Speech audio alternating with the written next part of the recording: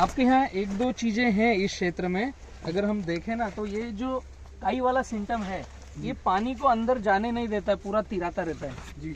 मतलब जमीन एकदम कॉम्पैक्ट है जी। ये जो कुछ कचरा वचरा डाल करके इन्होंने किया है ना, ये जो तना फैलाने वाला काम, ये मतलब पत्ता फट रहा है, ये सही सिम्टम है।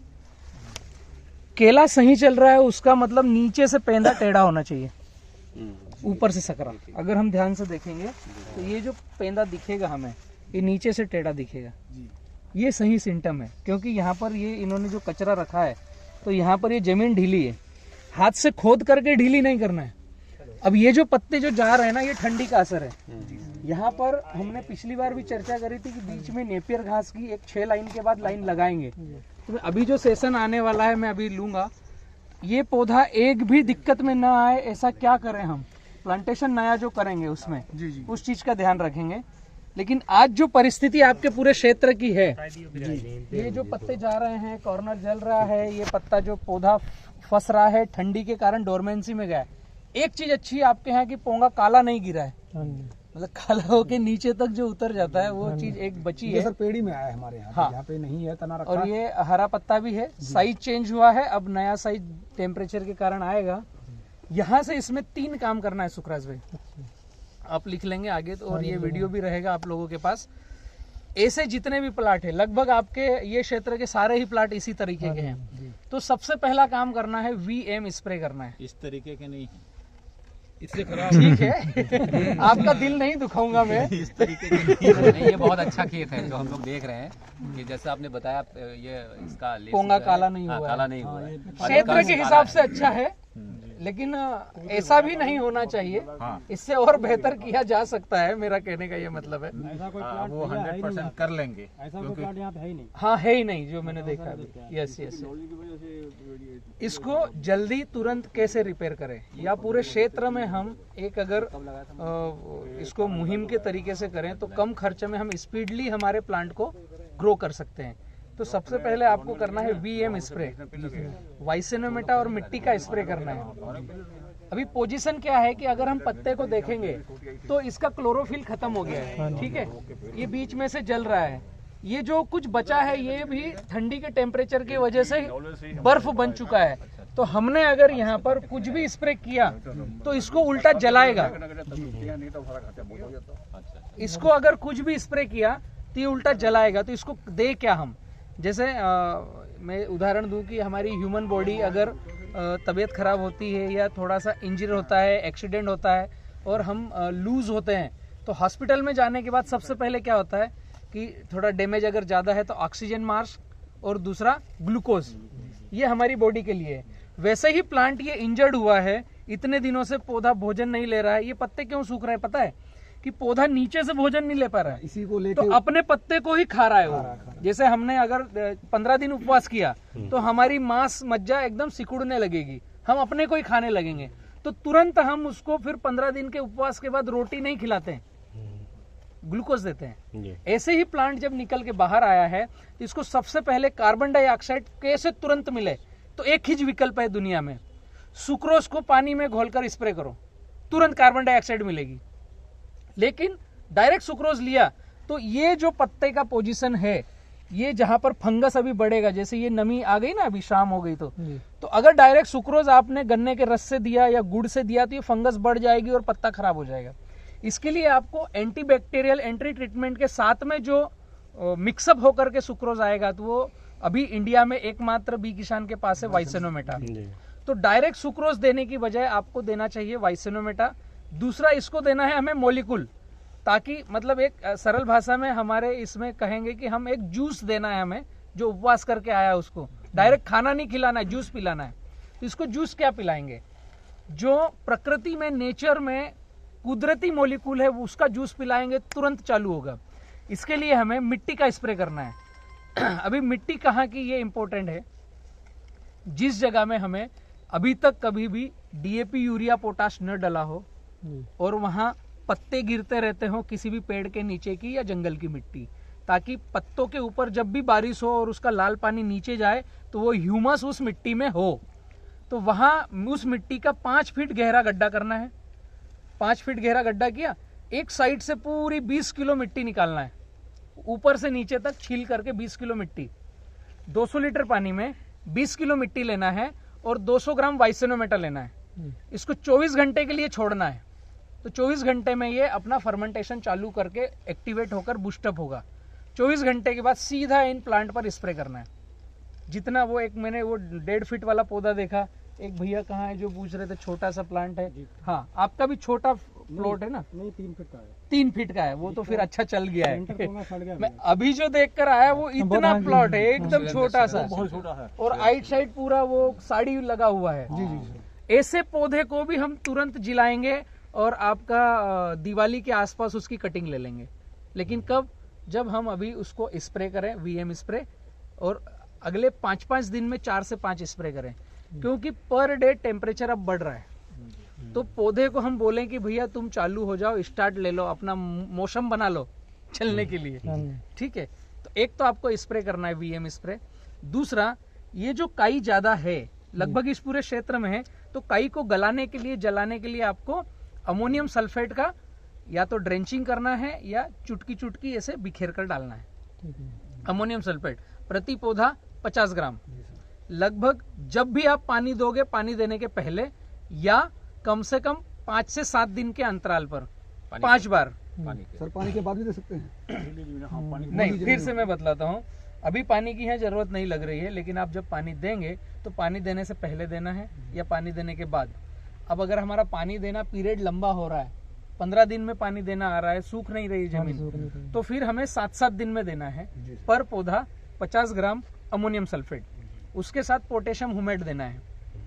50 किलो के बैग में 100 ग्राम पोटेशियम हुमेट लेना है। जनरल मार्केट में मिलेगा आपको हुमिक एसिड के नाम से। कोशिश करें उसमें पोटेशियम के कंटेंट हो। तो 50 किलो बैग में 100 ग्राम पोटेशियम हुमेट, उसका मिश्रण बनाएंगे तो 1000 पौधे पर 50-50 ग्राम के हिसाब से जाएगा। तीसरा, एक पिकअप देने वाला काम लेना है कि जब ये स्प्रे से संतुष्ट हो कि अब मुझे जागना है और चलना है, तो फिर इसे भोजन देना पड़ेगा। तो भोजन देने के लिए हमें 150 लीटर पानी, 15 kilo DAP, 10 kilo ammonium sulphate, 5 kilo urea, 3 kilo potash, potash की मात्रा बहुत कम लेनी है, और 2 किलो फास्फोरिक एसिड, इसका मिश्रण बनाना है। मिश्रण बना करके ये जब घुल जाए कंप्लीट, तो इसमें 100 ग्राम पोटेशियम हुमेट डालना है। ठीक है, ये पूरा डोज आपका 200 लीटर बन जाएगा। और प्रति पौधे को यहाँ से लगभग 9 से 10 इंच दूर इस जगह पर ड्रेंचिंग करना है, तने पर नहीं करना है। मैं तो ड्रेंचिंग ही करता हूँ, जब से खाद डाली ड्रेंचिंग एकदम इजीली जाएगा, खाद को जाने में टाइम लगेगा। 200 ml प्रति पौधे को ड्रेंचिंग करना है। नाप बना रखे वही वैसे नाप। सल्फ्यूरिक एसिड के लिए आप जो यहाँ मेरा कांटेक्ट हो गया है, बैटरी बेचने वाले होंगे ना, उनके पास मिलेगा। गंधक का तेजाब तो नहीं होता है? सल्फ्यूरिक एसिड बहुत हार्मफुल है, तेजाबी है, वो हाथ पे लगेगा तो जलेगा। तो सल्फ्यूरिक ट्रीटमेंट भी हम कर सकते हैं काई को गलाने के लिए। तो भैया का संपर्क हो गया तो आप अरेंज कीजिए, सब किसानों के लिए एक साथ बुला लीजिए। उसको यूज करना बहुत हार्मफुल है, मतलब ध्यान रख करके करना है, हाथ पे गिर जाएगा तो जलाएगा। तो अभी की ड्रेंचिंग में मैंने बोला आपको फास्फोरिक एसिड, सल्फ्यूरिक एसिड अगर डालना है तो एसिड ट्रीटमेंट करना है, मतलब ये जो काई है इसको जलाने के लिए हम उसका काम में लेंगे और आपकी जमीन को ढीला करने के लिए। तो 200 लीटर पानी में 2 किलो सल्फ्यूरिक एसिड डालना है, उसका घोल बनाना है और आधे घंटे के बाद ये पौधे के आसपास स्प्रे करना है। ये जो काई है ये जल करके एकदम ढीली जमीन होगी थोड़ी सी, ताकि प्लांट अपना मूवमेंट चालू करे। तो प्लांट में पड़ने से कोई दिक्कत नहीं? प्लांट पर नहीं देना है, प्लांट के आसपास मिट्टी पर देना है। हमें इस काई को गलाना है और जमीन को ढीला करना है। सर इसमें हल्की बहुत कल्टीवेशन हल्का हल्का कर सकते हैं, इस समय नहीं, यहाँ पर कर सकते हो, जिससे कि थोड़ा इसके जहाँ मैं खड़ा हूँ अंदर बाहर हवा जाए थोड़ी, इसको पेड़ यहाँ पर कर सकते हैं। जी जी जी। लेकिन ये जो बेड है यहाँ पर करो मत, और यहाँ पर अगर कुछ पराली वगैरह मिल रही है तो थोड़ी सी और इसको आच्छादन कर दो, लगभग 1-1.5 फीट इधर, 1-1.5 फीट इधर। पौधे का जहाँ पर गुठली का विकास हो रहा है यहाँ पर ढीली जगह चाहिए, तो ये आपका टखना मोटा होगा और सेब ऐसा दिखेगा, वी सेब। और जितना नीचे से मोटा टखना होगा उतना फ्लावर आते समय उसको पुशअप अच्छा मिलेगा, उसको भोजन अच्छा मिलेगा, आपका केले की संख्या ज्यादा आएगी। टखने की मोटाई थोड़ी सेब में आना चाहिए, ये जरूरी है। और पराली या जो भी आप कचरा डालो वो टाइट नहीं होना चाहिए, एकदम छरहरा ढीला ढीला होना चाहिए कि रोशनी ना जाए, हवा अंदर बाहर हो जाए, इस तरीके से करना है। लगभग प्लांट आपका उतना डैमेज नहीं है, ये कॉर्नर्स वगैरह है, ये टॉक्सिसिटी के कारण है। एक मिनट जी, एक पेड़ यहाँ पे दिख रहा है यस, ये वाला, जैसे ये भी है हमारे में सर लगभग 1000 पेड़ों में लगभग ये वाली कमी, जैसे इसको तने को छोड़ दिया है और ये पेड़ उसमें इस प्रकार से बेंडिंग इस प्रकार से ले रहा है, पूरा ही टर्न हो रहा है। हाँ, तो इसको जैसे जो ज्यादा बेंड हो रहा उसको सर यहाँ से काट दिया, जो त्रिशा हो रहा उसको काट दिया यहाँ से। जो काला पोंगा पड़ के अंदर जा रहा है ना, जी सर, केवल उसको काटना है। जी जी, सफेद या हरा या पीला है उसको नहीं काटना है, उसको नहीं काटना एक है। बार। या जिसके पत्तों का वजन सर बड़े पेड़ भी ऐसे डैमेज क्यों हो जाते हैं, जैसे जो मजबूत पेड़, ये बताइए क्या कारण है? केला क्या है, जी तरह का पत्तों का आवरण वाला पेड़ है, जी, ना तो ये पेड़ है ना पौधा है। जी। ये अभी कंफ्यूजन ही क्या है। इसको कंद वाला फल भी बोलते हैं, इसको पेड़ भी बोलते हैं, इसको पौधा भी बोलते हैं। पत्ता गोभी है, पत्ता गोभी है। जैसे पत्ता गोभी के पत्ते निकाल दिए ना छील कर, तो अंदर कुछ दिखेगा नहीं, तो इसके सारे पत्ते निकाल देंगे तो अंदर कुछ है नहीं, ये खुद में खुद अलग हो रहा है। जी जी, है ना। ये अलग क्यों हो रहा है कि ये रह गया छोटा। अब आसपास अगर देखोगे तो यहाँ पर गैप है। गैप होने की वजह से जब 3 बजे से सुबह 6 बजे तक की एकदम चिल ठंडी है, वो चिल ठंडी ने इसके पत्ते के पानी को बर्फ बना दिया। बर्फ बना दिया तो पानी का मूवमेंट ऊपर नीचे आना बंद हो गया। सर बंद हुआ, ये पेड़ भी कवर हो जाएंगे 100% कवर होंगे, क्योंकि इसमें इनकी मोटाई बाद में आ जाएगी ना। हाँ, मैं एक एक को कंप्लीट करता हूँ, आपके सारे प्रश्न खत्म हो जाएंगे। ये जो कालापन है, अगर यहाँ नीचे देखोगे तो ये यहाँ से सफेद है, पूरा काला अंदर तक नहीं गया है, मतलब ये ठीक होगा। ये यहाँ से सफेद दिखना चालू हुआ। जी सर, हाँ। ये इसको ज्यादा अगर हम छेड़ेंगे तो घुटली तक पहुंच जाएंगे, तो वीएम स्प्रे करना है। और ये कालापन जिन जिन प्लांटों में ज्यादा है उनको कार्बनडिज्म और मैनकोजेब वीएम स्प्रे के बाद में फिर स्प्रे करना है। एक बार वीएम स्प्रे लिया, फिर एक बार फफूंदी नाशक लेना है। तो कार्बनडिज्म और मैनकोजेब इनमें स्प्रे करना है पोंगों पर। टेम्परेचर बढ़ने का इंतजार करना है, क्योंकि हमने यहाँ पर कोई भी स्वेटर पहनाने का काम नहीं किया, ठंड रोकने का काम नहीं किया। तो पत्तों में जिन जिन पत्तों में ठंडी लगी है उनका पानी बर्फ बना है, वो तो अब ढीले होंगे और छूटेंगे, वो तो छूटेंगे। लेकिन अब टेम्परेचर जो बढ़ रहा है और हम वीएम स्प्रे, अमोनियम सल्फेट और डीएपी का ड्रेंचिंग करेंगे, तो ये जो यहाँ से पोंगा है ये पूरा का पूरा नया आएगा। नया आएगा से मतलब पौधा क्या करता है, 50 पत्ते की उम्र है उसकी। अगर इसको अभी हम देखें 1 2 3 4 5 6 7 8 9 10 11 12 13, अपन मानते हैं 15 से 18 पत्ते हो गए इसके, और 15 पत्ते लेब से आए हैं, 30 पत्ते। तो अब ये जो पोंगा आएगा ये अगला 20 पत्तों का डिजाइन लेकर के आएगा। पत्ता आना बाकी है, उसके 50 के बाद ही फल आएगा। भले से ये 3 साल डोरमेंसी में रहे, नीचे गुठली जिंदा है, तो जब ये वापस डोरमेंसी से निकलेगा, टेम्परेचर मिलेगा, तो उस समय से फिर जो पत्ते आएंगे वो काउंटिंग इसकी गिनी जाएगी। ऐसा नहीं है कि उसकी उम्र हो गई 7 महीने तो ये फल कल दे देगा। इसके पत्ते पूरे बाहर आएंगे, उसके बाद ही फल देगा। तो हमारे पास ऐसे पौधों को भी चलाने के लिए अभी 20 से 22 पत्ते बाकी है। मतलब हम 20-22 पत्तों में अब हमें एनर्जी लगाना है कि आगे इसके पत्ते डैमेज ना हो, इसको भोजन प्रॉपर तरीके से मिले, इसकी जड़ों में छेड़छाड़ तोड़ताड़ न करें। ये मोस्ट इंपोर्टेंट है। अभी किसान क्या करेगा, जैसे आपकी जिज्ञासा थी इसको हम ठीक करें, तो इसको ठीक कर सकते हैं, यहाँ रिपेयर कर सकते हैं हम, मतलब कल्टीवेटर चला सकते हैं हवा देने के लिए। इसी का दूसरा विकल्प है कि हम कचरा मल्चिंग करेंगे तो ऑटोमेटिक होल और पोल बनेंगे, वहां हवा जाना चालू होगी। इसको ठीक कर सकते हैं, इसका मतलब इधर नहीं चला सकते। देखिए मैंने खोद के जड़ तो इसके अंदर तक ये यहाँ तक है। हाँ जी, जड़ है। आप ढंग से वो पावर वीडर चलाओगे और जी, फिर है, देखोगे जी, जी। तो आपको समझ में आएगा कि नहीं चलाना नहीं चाहिए। सर, गहरे में नहीं, हम कह रहे जैसे इसके ऐसा होता ना, जैसे कुछ सारे यहाँ पे हमारी बलुई जमीनें बिल्कुल ठोस हो जाती हैं, समझ तो गया। अगर उस पे ऊपर हल्की हल्की जैसे निराई गुड़ाई ज्यादा नहीं, वो मैं इसीलिए बोल रहा जी, हूँ, जी। आपके समझाने के लिए मैंने बोला कि इस पे चला सकते हो। जी, तो जी। एक वन वे साइड, जी जी, 1 टू वे वे साइड। साइड किया, तो फिर ये जो बेड में रूट डेवलपमेंट डिजाइन हाँ, हुआ जी, जी। है वो फिर काट पीट के हमने खत्म किया। जी जी जी, तो होगा क्या कि एक तो ये बीमार है, अभी इसको ऑक्सीजन देना है, इसके लेवल पे थोड़ा सा लाड़ प्यार करके भोजन खिलाना है, और हमने इसके हाथ पैर नाक मुंह काट दिए है ना, सामने थाली रखी है, खा ले, और जड़े काट दिए। मतलब दोनों विपरीत दिशा में काम हो रहे हैं। अभी वो हमको देखेगा, भैया क्या करूं मैं, थाली दे दिखाऊं कैसा, तो ऐसा हो रहा है उत्तर भारत में कि अभी जैसे टेम्परेचर बढ़ेगा चारों तरफ से गुड़ाई करेंगे, फिर मिट्टी लगाएंगे, फिर कामना करेंगे कि ये फल दे, उस समय इसने टूटना नहीं चाहिए। ये दोनों चीजें पॉसिबल नहीं है।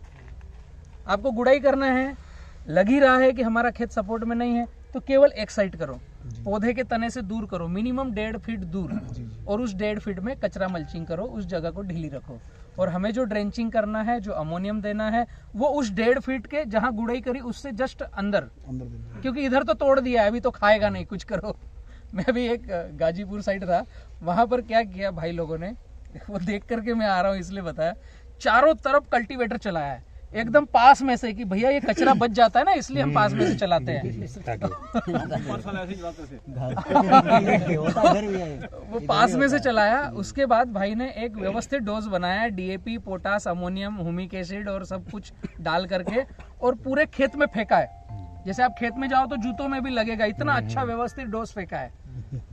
अभी मैंने बोला उसको कि भाई बैठ थोड़ा, इसको समझ। यहाँ पर जब खोल खाल करके देखा तो सब जड़ों के कटके हैं। एक तो आपने उसके नाक, मुंह, दांत सब तोड़ दिए, अब उसको बोल रहे हो ले खाना खा, कैसे खाएगा बेचारा वो। अब वो फिर बताया भैया कि हम तो ठीक है, ये नहीं खाएगा, तो हम क्या करेंगे, अब ये पूरा समेट के इसके तन से लगा देंगे, खाएगा कैसे नहीं, इसके मुंह में घुसेड़ देंगे, है ना। तो अब वो पूरा इकट्ठा मिट्टी करके, ये जो पौधा है इसको यहाँ तक का मिट्टी लगाएंगे। इसमें क्या होगा, पौधा फिर दम रुकेगा उसका, तो खुद अपने से उछल के ऊपर आएगा, और जड़ें जो नीचे जा रही थी मिट्टी ज्यादा लगने से जड़ें जो नीचे जा रही थी वो जड़ें अब ऊपर आएगी, फिर इसके उखड़ने के चांसेस बढ़ेंगे, और जो डीएपी और पोटास और इसके कण इसके जो चमड़ी से चिपकेंगे तो ये एसिड रिलीज होगा, तो इसके पत्ते फिर जो सड़ गल करके जो थोड़े बहुत ढीले हो रहे थे वो सड़ गल के खत्म होंगे, तो यहाँ से पिचकने की बीमारी चालू होगी। तो ऐसा अपने को नहीं करना है, ठीक है। कचरा मल्चिंग, ड्रेंचिंग और स्प्रे, इसी पर जाएंगे, धीमे धीमे सहला करके इसको आगे बढ़ाएंगे। पार्सल मैंने मिट्टी लगाई नहीं थी, ऐसे जो भी महान से आते थे काट पाल लेने के लिए, कहते आपने मिट्टी नहीं चढ़ाई है। मैं कहा नहीं, मैंने पेड़ भी नहीं गिरा, गिर पड़ नहीं हुआ ना, मिट्टी नहीं चढ़ाई तो। हाँ जी, चलो आइए, चलिए।